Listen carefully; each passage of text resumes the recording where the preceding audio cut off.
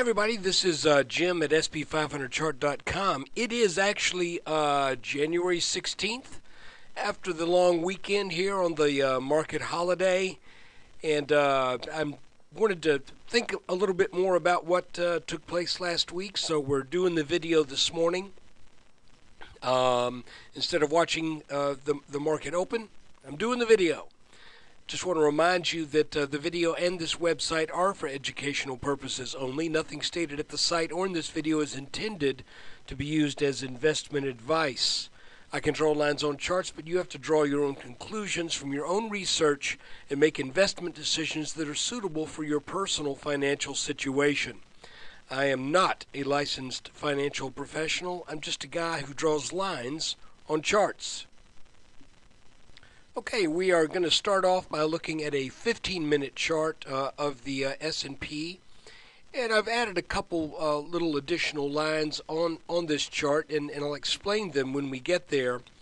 But since the 20th of December, the S&P had been running in this little upward, something of a channel. To be honest with you, it's a little sloppy on the top side, but you could see that there were 1, 2, 3, 4, 5, 6 clear bounces on this rising support line that last Friday, that line gave way. Now, I'd made mention that I think when that line gives way, that could very well likely signal the end of this leg up. But I want to remind you, and I'm almost quoting exactly from Edwards and McGee's technical analysis of stock trends, and basically says when a rising channel breaks to the downside, it does so for one of two reasons. And the first reason is for a reversal. In other words, the market went up and now it's getting ready to come back down. The other reason is that it will break trend in order to consolidate and form a continuation pattern. Now, at this point, I really cannot tell you for sure which is going to happen, but I can tell you this. We still have this neckline underneath us here at about 1268 or so, and based upon the inverted head and shoulders pattern right here, left shoulder, head, right shoulder, maybe we get a little bit better look at on an hourly chart. Based upon this pattern, I think there is a pretty good chance that the market will not get underneath this line right here, at least in the near future.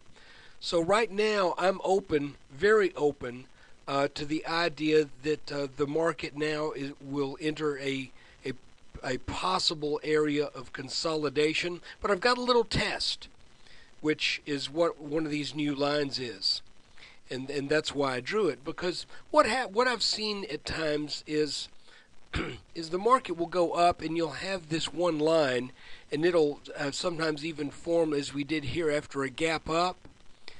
But then there's another parallel line that starts at this very low before this breakout took place out of this channel. Sometimes this parallel line will serve as support. So what you really get is you get a rally that establishes the top of your channel, and then it breaks down out of that, and then you find out a little bit more about where a little bit stronger support may be, and sometimes that is on a line that is parallel to that. So I am open to that possibility. Now, the other thing I want to show you is where the market bounced was almost exactly, if we highlight this line right here, that is the neckline to the head and shoulders top that we had right here, back, that formed for most of last year. So I have redrawn this line, by the way, on the closing prices as opposed to the intraday. and that line moves around a little bit when I scoot in and out in range from long range to short range.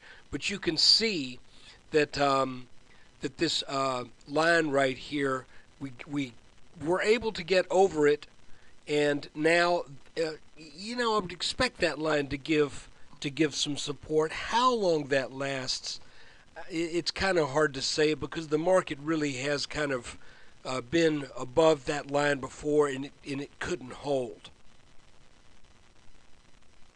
And while we're looking at things on a little bit longer term, I just want to show you what I've talked about this red line that I've been drawing.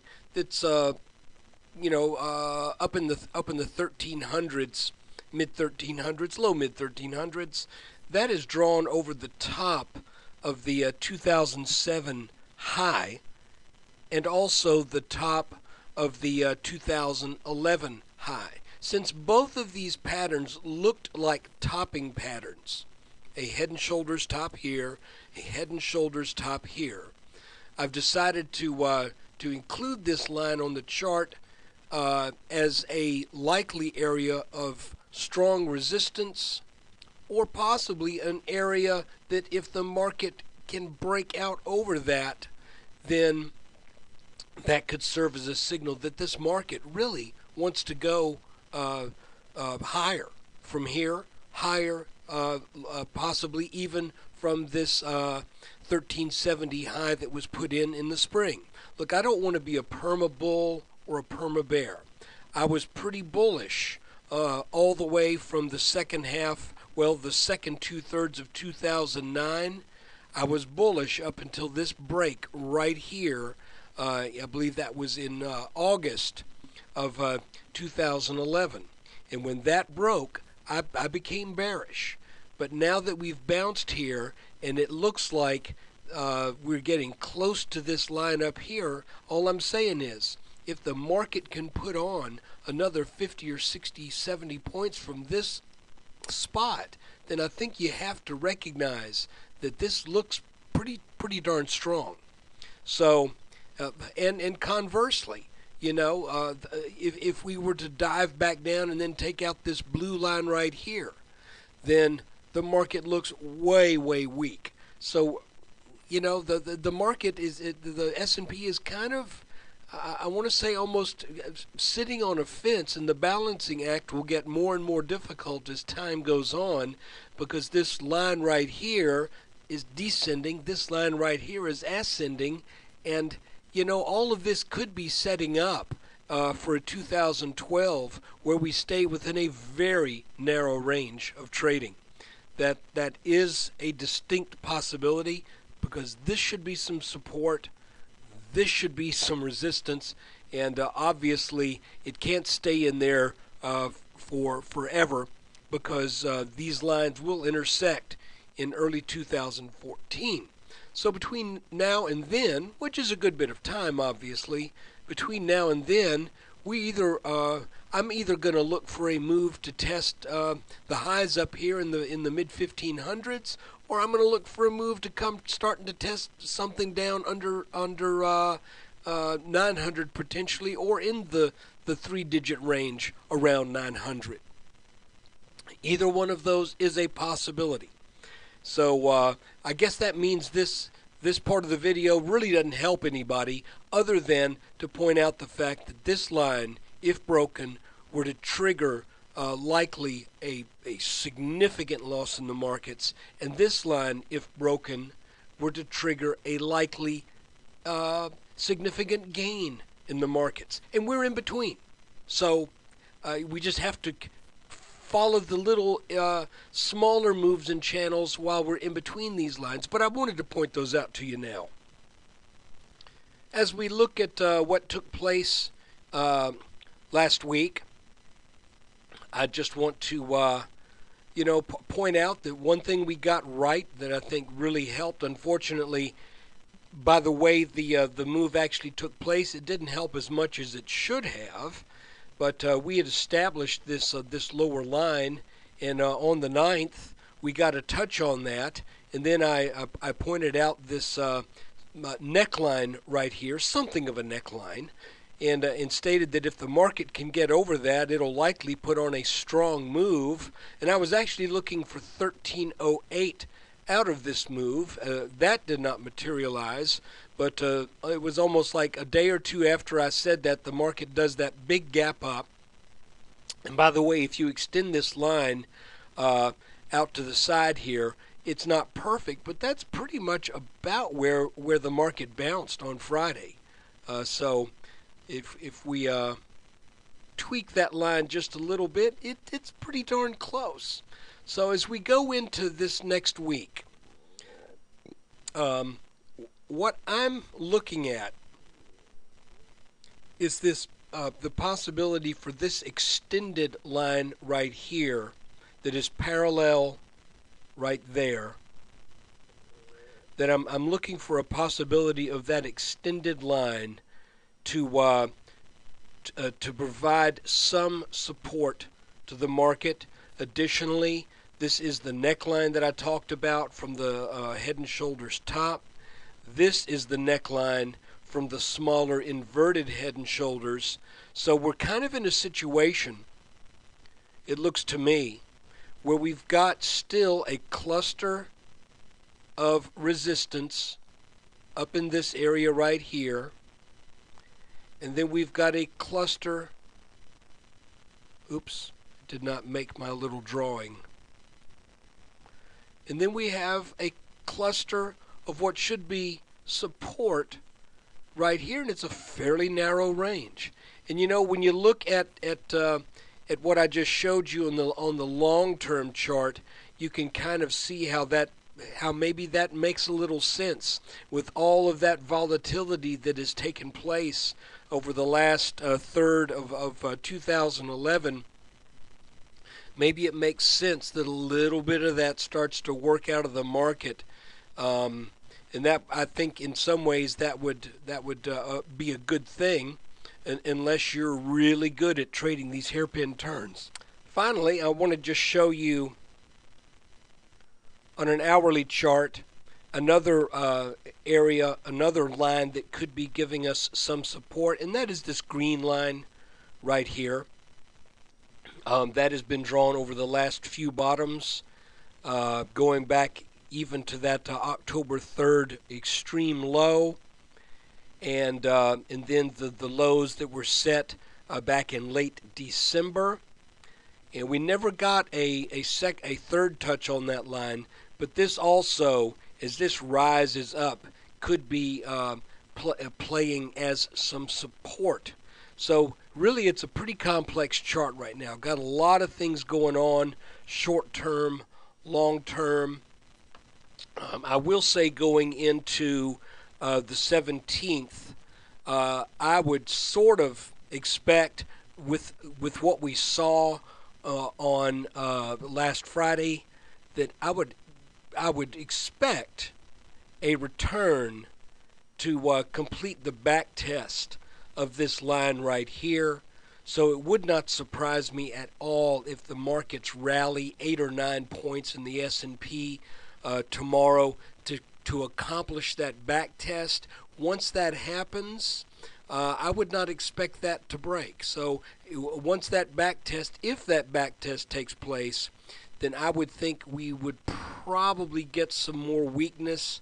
It could, just flat turn down and test this area of support in the 1270s. Or, it could just kind of go sideways for a bit and then make another go for that line up around 1296 or so. You can see that we tried 1, 2, 3 times to break 1296, and it wouldn't break. If it does break, then what I thought we were seeing here is kind of a little double bottom pattern. We'll just have to see if this line gets tested some more in the future, because if it does, you know what I'm going to say. It could be that this break of this upward channel does possibly set up a consolidation pattern with 1296, 1297 as its upper boundary, and at which point, if that were to break, then we get a move up to test some of this area up in here in the low 1300s. So basically, the markets are sitting on a fence. We did break this support line right here.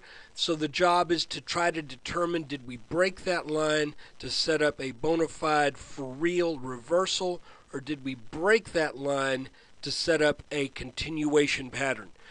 Right now, as far as I can tell, the jury is out on that, because and one of the reasons is we still have that inverse head and shoulders that seems to be wanting to tell us to expect a test of the 1370 highs that were established in 2011.